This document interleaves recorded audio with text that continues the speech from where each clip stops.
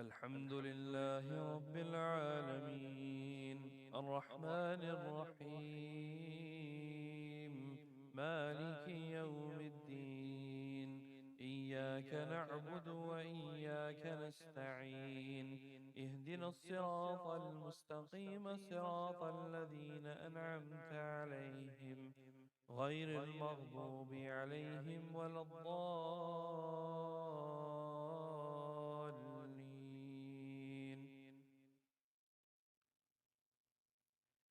إذا وقعت الواقعة ليس لوقعتها كاذبة خافضة رافعة إذا رجت الأرض رجا وبست الجبال بسا فكانت هباء منبثا وكنتم أزواجا ثلاثة فأصحاب الميمنة ما أصحاب الميمنة وأصحاب المشأمة ما أصحاب المشأمة والسابقون السابقون أولئك المقربون في جنات النعيم ثلة من الأولين وقليل من الآخرين على سرر موضونة متكئين عليها متقابلين يطوف عليهم ولدان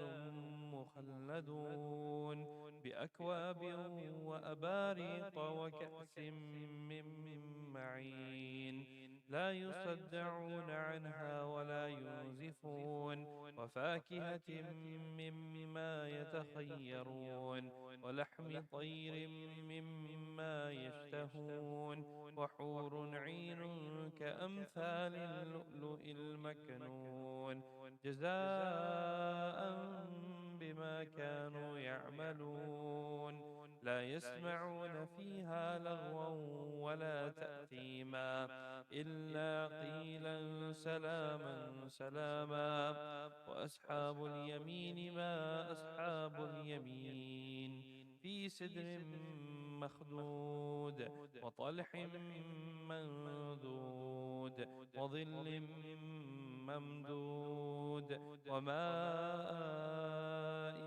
مسكوب وفاكهة كثيرة لا مقطوعة ولا ممنوعة وفرش مرفوعة إنا أنشأناهن إنشاء فجعلناهن أبكارا عربا أترابا لأصحاب اليمين ثلة من الأولين وثلة من الآخرين. الله أكبر.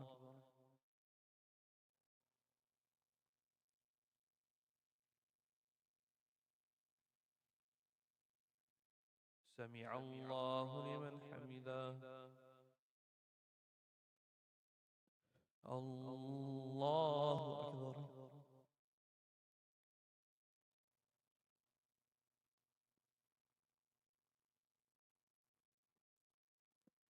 الله أكبر. الله أكبر.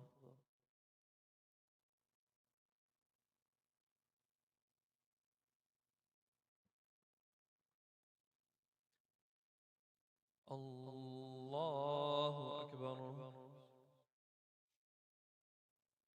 الحمد لله رب العالمين الرحمن الرحيم مالك يوم الدين إياك نعبد وإياك نستعين اهدنا الصراط المستقيم صراط الذين أنعمت عليهم غير المغضوب عليهم ولا الضالين.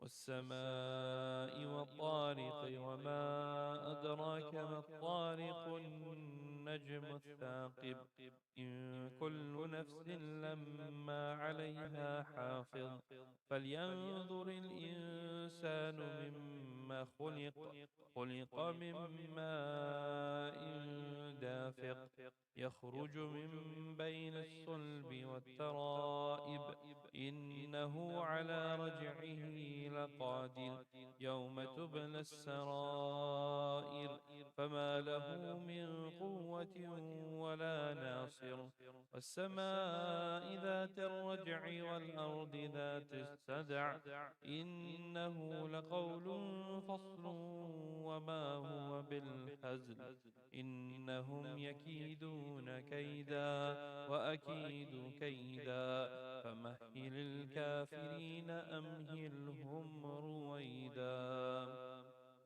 الله أكبر.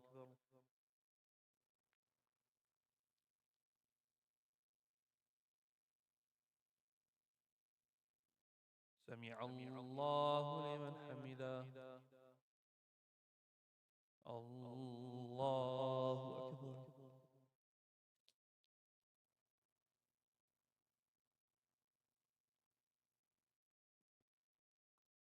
الله أكبر. الله أكبر.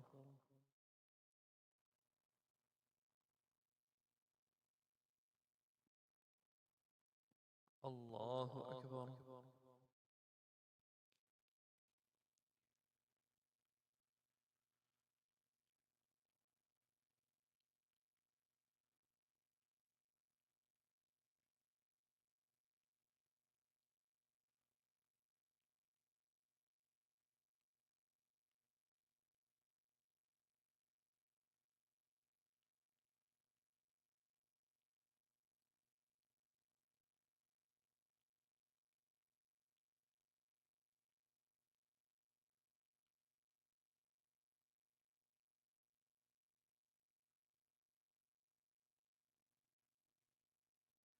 السلام عليكم ورحمة الله. السلام عليكم ورحمة الله.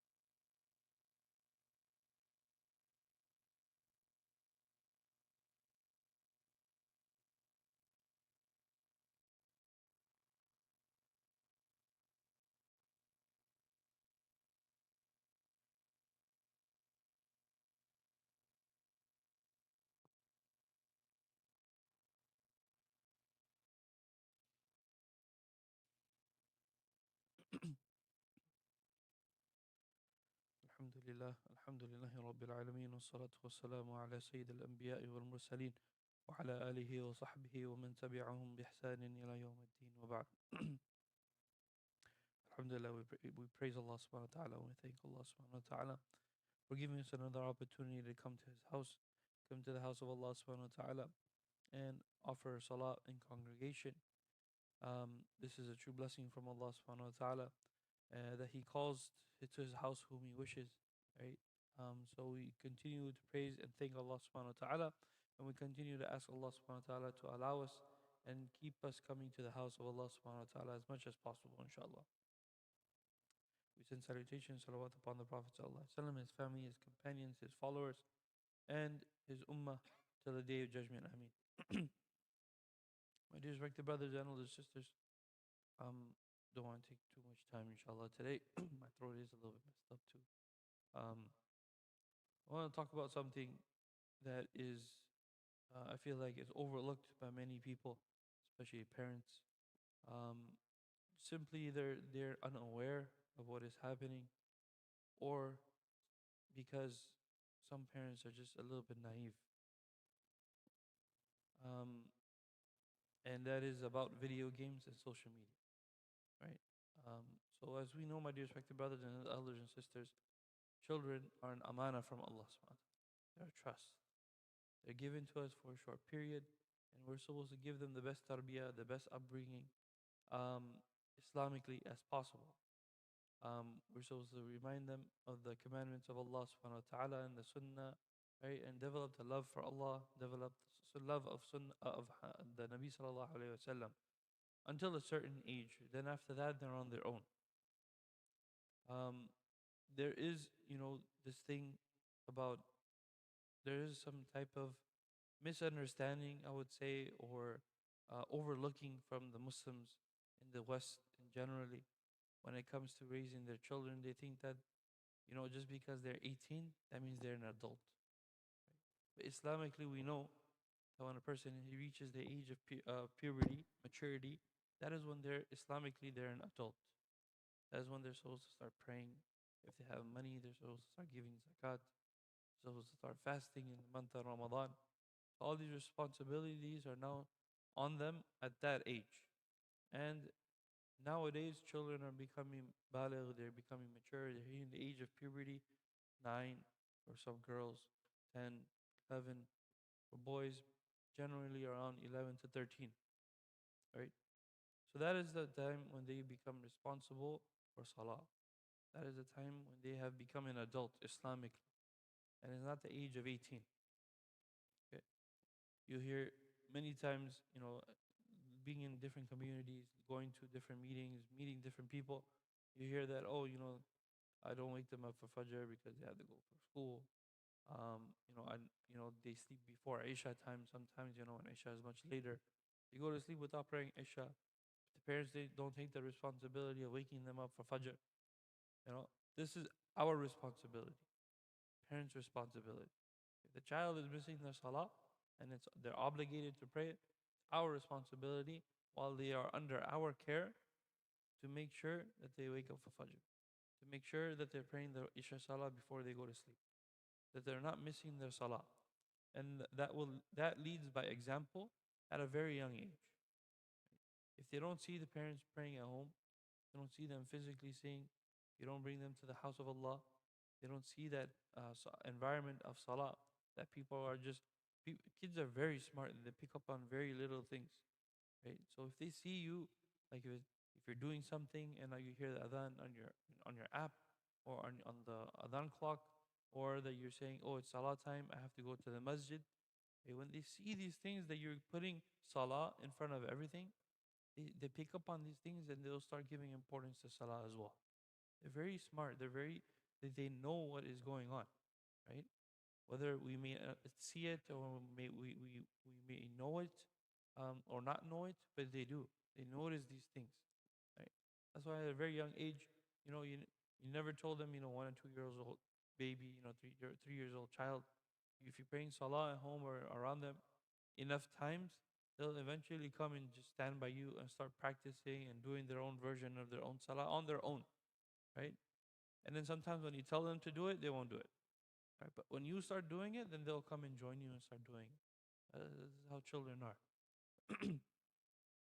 So it's our responsibility as parents to preserve and protect this mana of Allah subhanahu wa ta'ala and return to Allah subhanahu wa ta'ala in the way Allah subhanahu wa ta'ala is pleasing with us, and how we kept his amana, and how we raised his amana, his trust. And one of the things that a lot of parents are doing now is giving their children screens. Screen is fine as long as they're supervised. Giving them a laptop, computer, video game, TV, a phone, and leaving them in their room, in the privacy of the room, is one of the most dangerous thing that you can do for the iman and for the tarbiyah and for the trust of Allah subhanahu wa ta'ala. the example I would like to use, screens back then was much different when we grew up, right? You didn't have access to strangers as they do now. So I'll give you an example. If a stranger came to our house, right, will we allow them to go in our children's room alone? Let them talk however they want to talk? No, we wouldn't, right? But we're giving them these devices in their rooms, in the privacy of their room, thinking that, oh, they're just using it to talk to their friend, or they're just using it to play video games, right? Or they're doing their homework. Why can't they do their homework in the living room? Why can't they do it somewhere where you are, right? If you're working in the garage, tell them to come in the garage and do their homework. If you're coming to the masjid, tell them to come to the masjid, do the homework.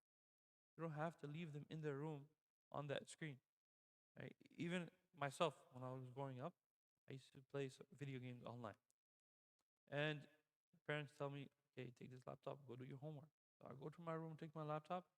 I would have a tab open for the homework and a tab open for the video, right? But nowadays it's so easy to have access to strangers on video games, on children's video games. If your children are playing these video games, Roblox, Minecraft, Fortnite, Call of Duty, right? They probably know more bad words and more foul language than you do. And that's a fact. And if they're watching these people play video games on YouTube, that's even worse, right? Because they're watching these adults playing these children video games with their adult mind, with their adult tongue, and when they're playing with their friends, when we're with our friends, we joke around, we say different things, right? This is what people are doing, and they're live streaming it, and the children are watching it. They're watching other people live their life and play video games and talk however they want. So you're allowing strangers to come into your children's room.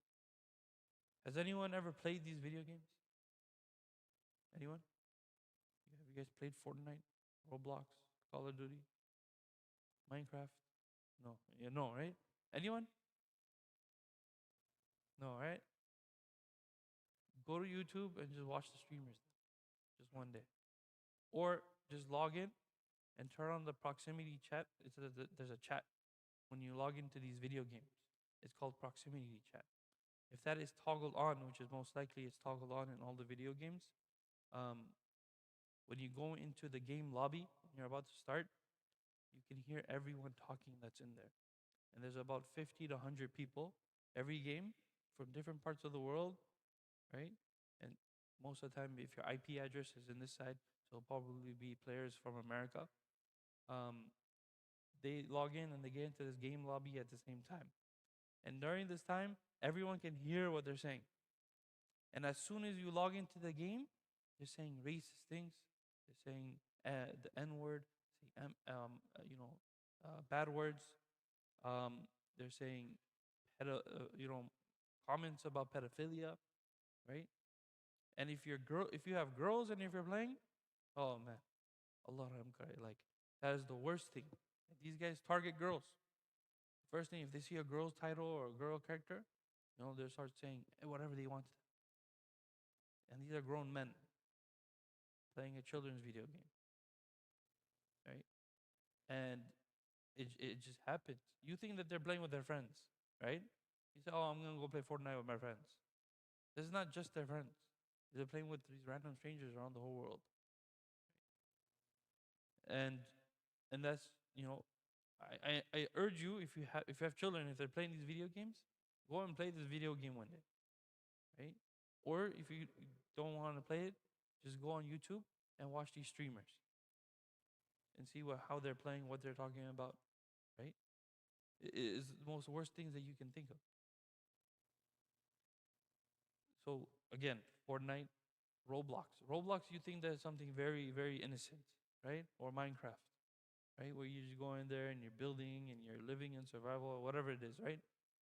Even in there, there's people that have been caught trying to meet with minors through Roblox and Minecraft, right? To do whatever they want with them, kidnap them or assault them or whatever it is. And it's so easy for children to get sucked into that, to get confused by that, right? They think that was just a friend I met online. Oh, she says her name is Kate Michaela, and she's 13 years old. She lives nearby. I'm gonna go meet her for coffee. I'm gonna go meet her at for boba. And next thing you know, the child is gone forever. This happens all the time. It's not something that's foreign or something that is happened one time, right? It happens all the time, my brothers and sisters and parents. So this is why we take the devices out of their rooms. My first advice.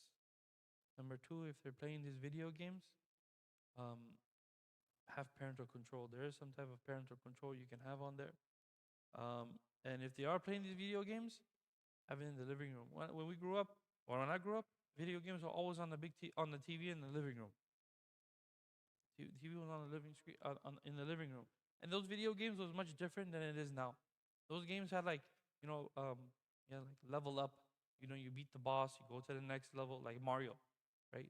Mario, Sonic, all these different the Pac-Man and Pokemon, whatever it is, right? You never really had access to thousands and millions of strangers, right, on this little device that you could hear and talk to them. So when they play these video games with these strangers, right, they pick up on what they say, and especially these streamers. They start acting like them, or they start behaving like them, or start talking like them. Maybe not around you, but with their friends, with at school, or wherever they are, right? Sometimes you'll see an attitude shift too, right? Behavior shift at home. Sometimes you tell them to do something, they just shrug it off. Right? You tell them to do something, they think it's a suggestion, right? So these screens, laptop, computer, TV screen, there's advice on my teachers. They said that do not give them in their room. Their phones never goes in their room unless they have like a flip phone. Social media should be controlled by their parents. It's so easy to control their Wi-Fi at home too, right? We have all these devices now, Eero, Google Wi-Fi on your app. You can just turn off the device, right? You can block them from the Wi-Fi from your. We have these technologies. We know about it. We should use it. Use it for good, right? Turn it off after 7 o'clock, right?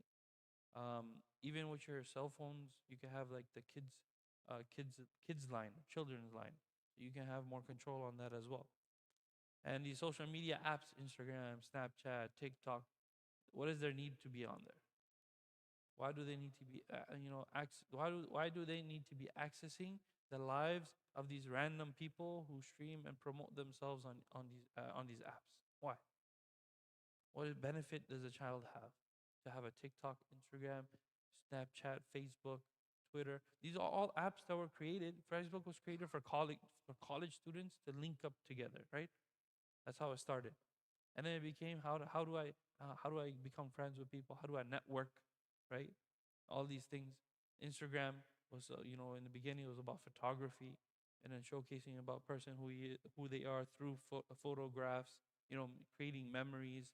And now it's just become a free for all for whatever a person wants to do, and it's the most filthy things that you will see on these social media apps.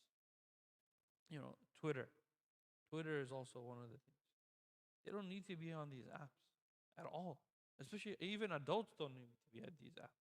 You just need to have one for maybe for your business, or for work, or to have like a social media account so you can network with other people. That's about it.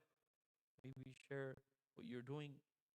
That's all you really need to do with these social media apps. Even we get caught up in the scrolling, right? On YouTube, on Instagram, on Twitter, on Threads, on TikTok, even. So these apps and these devices are very dangerous, and we have the tools to limit them and control them. Find out how to do it, and use that as an advantage and benefit. But again, I want to get this point across. Take the screens out of their rooms. Cell phones. Also, don't let them take their cell phones in their room, especially late at night. You may think that you put them to sleep at 9 o'clock, but they're on their phones till 11, 12, 1 a.m. That's the reality. And I'm telling you this as I teach children, you know, as someone who grew up as well. I used to do the same thing, right? I used to be roommates with my grandfather. So at nighttime, I would I would that's when I would do my homework because I was doing homeschool homework, right? I'll get my laptop and I'll just be on there. I was like, oh, I'm just doing my homework, and then I'll be on until like 2, 3 a.m. playing video games or talking to my friends. But it wasn't as bad as it is now. Like you can talk to strangers.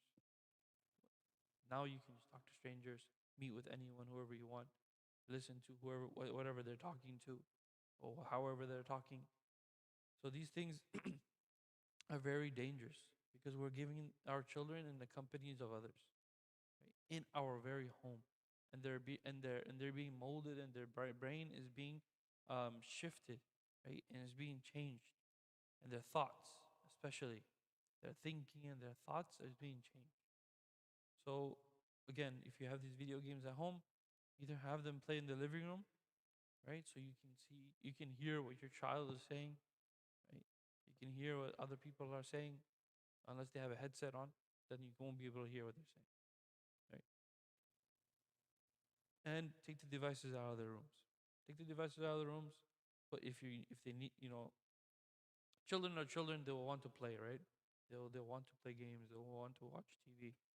Do it. Put it in the living room. Put it where you have an eye at their screen all times. At all times.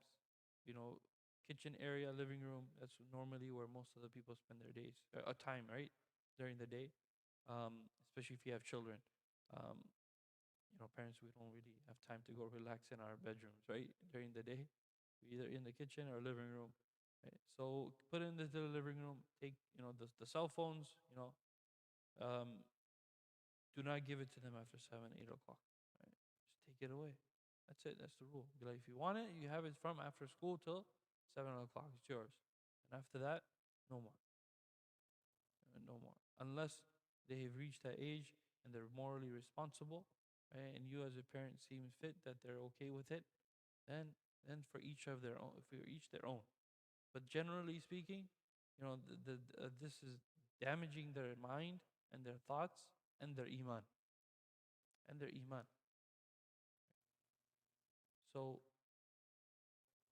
when this trust from Allah subhanahu wa ta'ala, this amana from Allah subhanahu wa ta'ala, is not just about giving them the best of everything, give them whatever they want, right?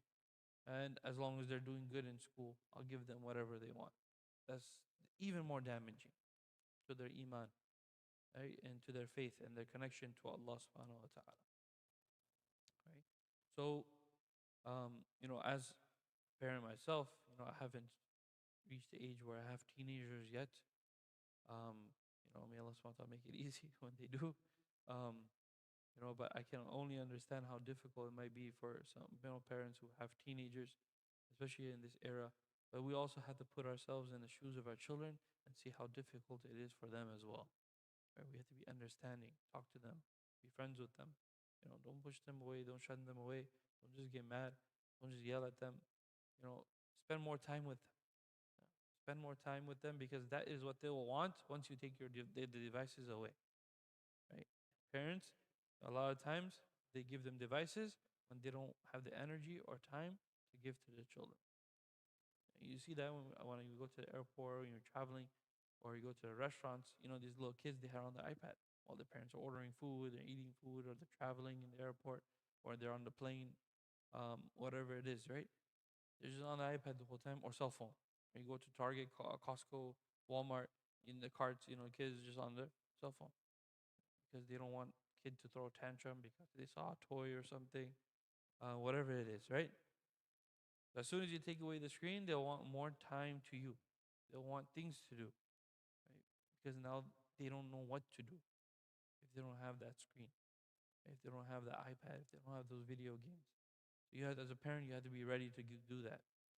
Are you willing to sacrifice that 1 hour, 2 hours of your time or your downtime at home after work to spend time with my children? You know, that is the struggle and the sacrifice that parents have to do.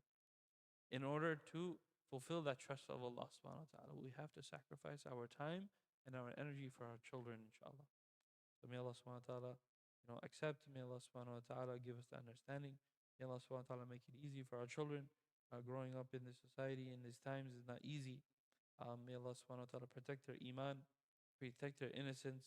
That is something that the West is trying to take away from our children. And in these um, modern age, modern time, is to take away the innocence of the children.